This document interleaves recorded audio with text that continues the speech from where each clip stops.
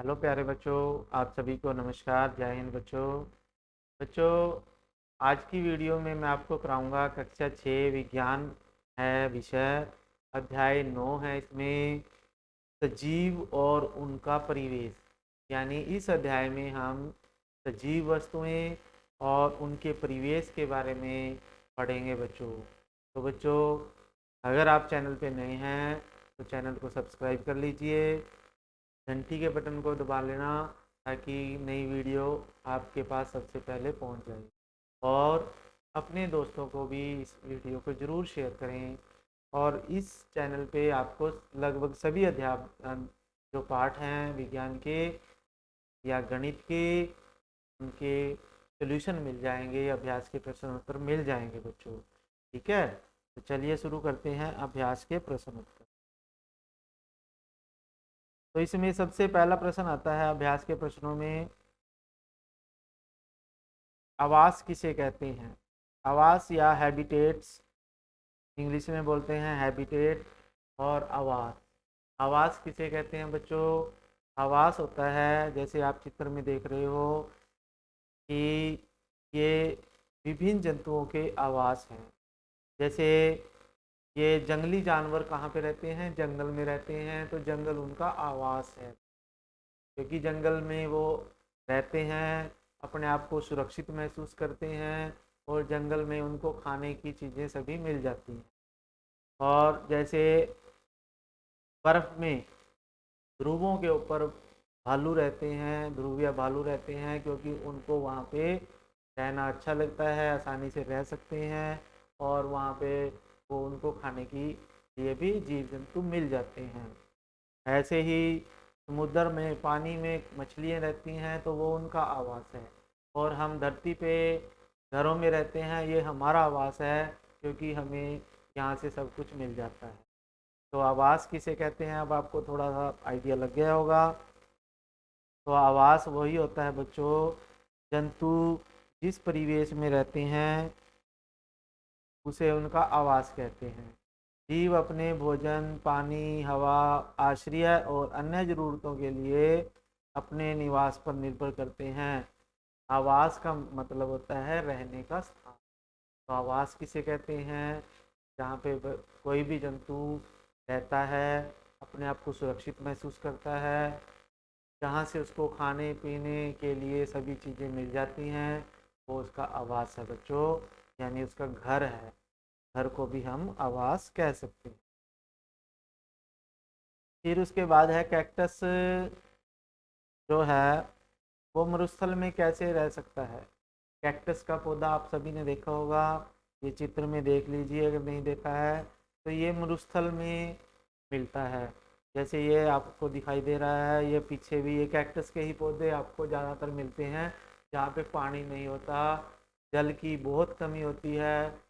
जो मरुस्थल एरिया होता है जहाँ वर्षा नहीं होती, वहाँ पे कैक्टस मिलते हैं आपको। तो ये मरुस्थल में कैसे उगता है, क्यों उगता है मरुस्थल में, तो कैसे रह सकता है ये।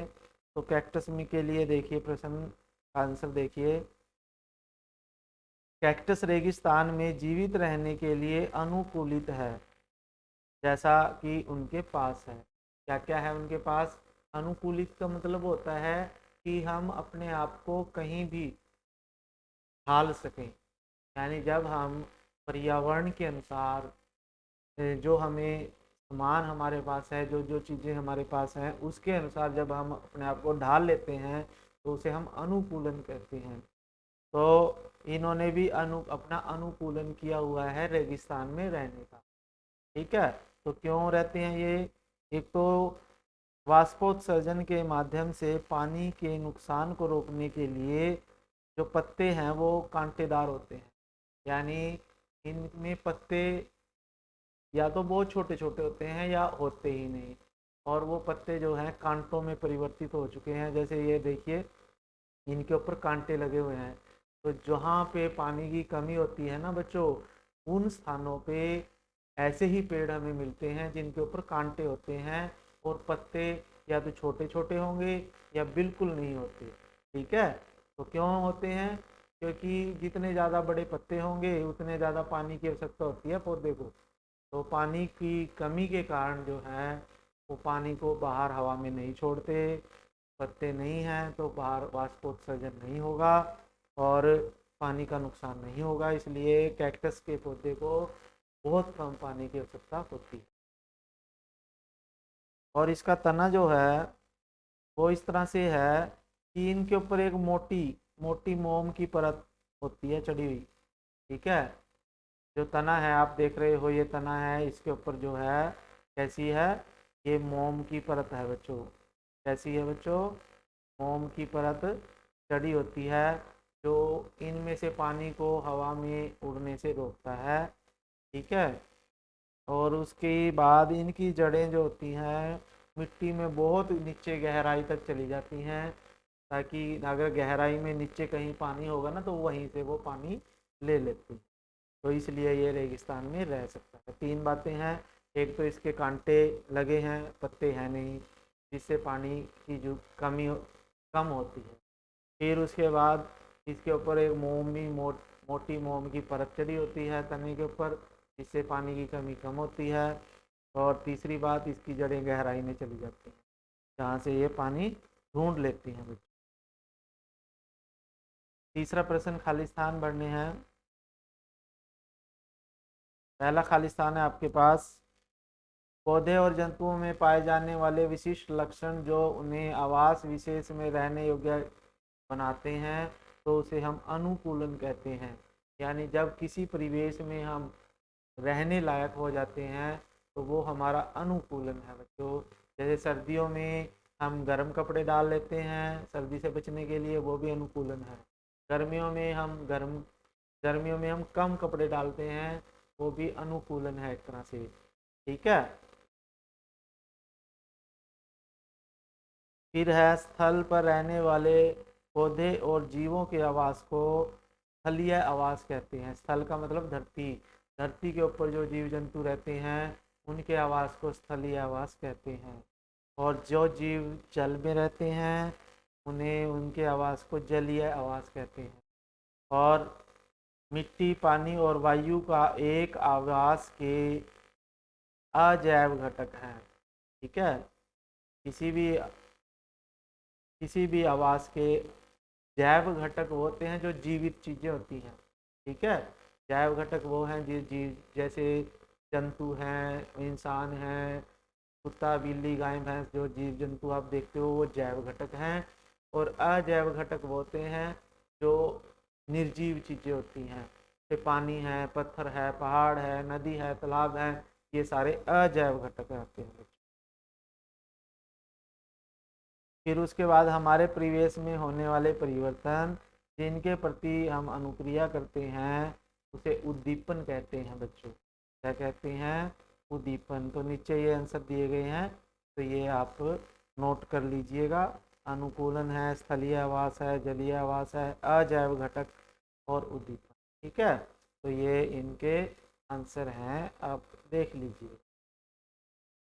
फिर है निम्नलिखित चीज़ें दी गई हैं, इनमें से निर्जीव वस्तुएं छांटनी है हमने। निर्जीव का मतलब जो मृत हैं, जो सांस नहीं लेती, जो जीवित नहीं हो।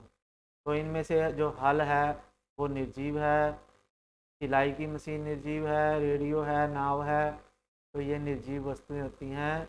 ठीक है, तो निर्जीव वस्तुएं हल, सिलाई मशीन, रेडियो, नाव निर्जीव वस्तुएं हैं। फिर पांचवा प्रश्न है, किसी ऐसे निर्जीव वस्तु का उदाहरण दीजिए जिसमें सजीवों के दो लक्षण दिखाई देते हैं।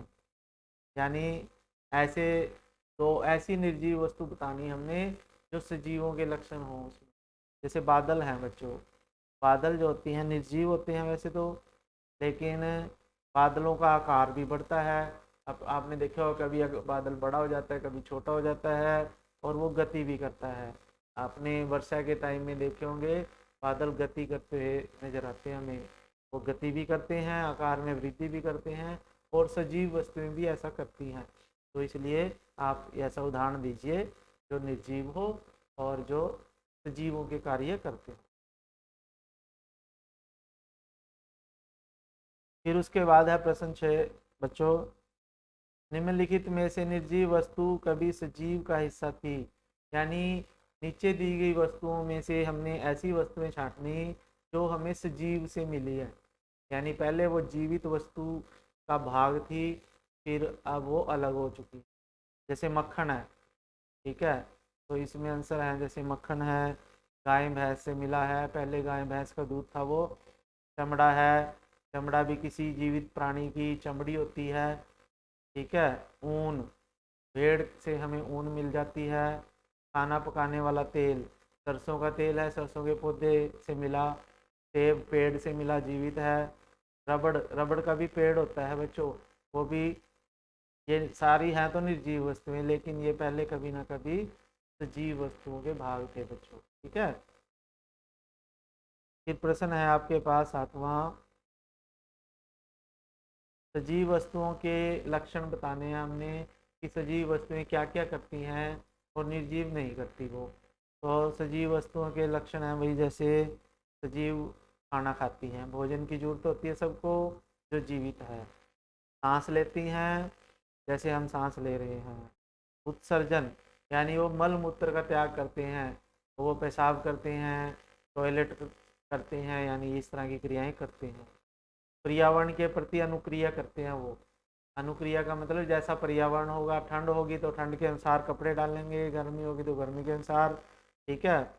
प्रजनन करते हैं और वंश वृद्धि करते हैं, जैसे जो जीव जंतु होते हैं वो बच्चे देते हैं अपने जैसे नए, तो उससे उनकी वंश वृद्धि होती है। पर्यावरण के प्रति अनुक्रिया करते हैं और वे वृद्धि और गति करते हैं। वृद्धि का मतलब बड़े होते हैं, जैसे पहले छोटा बच्चा, फिर बड़ा और फिर हम इतने बड़े हो गए। और वृद्धि और गति भी करते हैं, गति का मतलब एक स्थान से दूसरे स्थान पे हम चले जाते हैं, ठीक है। तो ये सजीव वस्तुओं के लक्षण हैं जो जो करते हैं। फिर है लास्ट क्वेश्चन है शायद ये, घास के मैदानी क्षेत्रों में रहने वाले जंतुओं को अपना अस्तित्व बनाए रखने के लिए तीव्र गति क्यों आवश्यक है। यानी जो घास के मैदान हैं वहाँ पे जो जीव जंतु रहते हैं, जैसे आप नीचे चित्र में देख रहे हो, तो वहाँ पे जीव जंतुओं को, रहने वाले जीव जंतु तेज गति क्यों होती है, उन्हें तेज क्यों भागना पड़ता है। क्यों भागना पड़ता है बच्चों, क्योंकि घास के मैदान में कुछ पेड़ और जानवरों के छिपने के स्थान होते हैं, ठीक है, यानी कम पेड़ होते हैं, तो जब उनका दुश्मन उन पर हमला करता है तो उन्हें सुरक्षित स्थान पर पहुंचने के लिए तेजी से भागना होता है, और यदि वे असफल हो जाते हैं तो अपना जीवन खो जाते हैं, ठीक है। इसलिए घास के मैदान के क्षेत्रों में अगर जीवित रहना है तो उसको तेज गति से भागने की भी उसमें कला होनी चाहिए। जैसे हिरण होती है, हिरण बहुत तेज भागती है जब उसके पीछे शेर लगता है, ठीक है। तो घास के मैदान में जो जीव जंतु हैं, जैसे ये आप देख रहे हो, तो इनकी गति तेज होती है। ये अपने आप को बचाने के लिए या तो ये झुंडों में रहेंगे, झुंड में रहना पड़ेगा इनको, ताकि कोई भी शेर, चीता, इस तरह से कोई भी जानवर इन पे हमला कर ना करे, या फिर इनकी गति बहुत तेज होनी चाहिए, ठीक है। तो ये अभ्यास के प्रश्न थे बच्चों इस अध्याय के, ठीक है। तो अगर आपने चैनल सब्सक्राइब नहीं किया तो चैनल सब्सक्राइब कर लीजिए बच्चों, और अपने दोस्तों को इस वीडियो को ज़रूर शेयर करें बच्चों। तब तक के लिए आपका धन्यवाद, जय हिंद। फिर मिलेंगे नई वीडियो के साथ।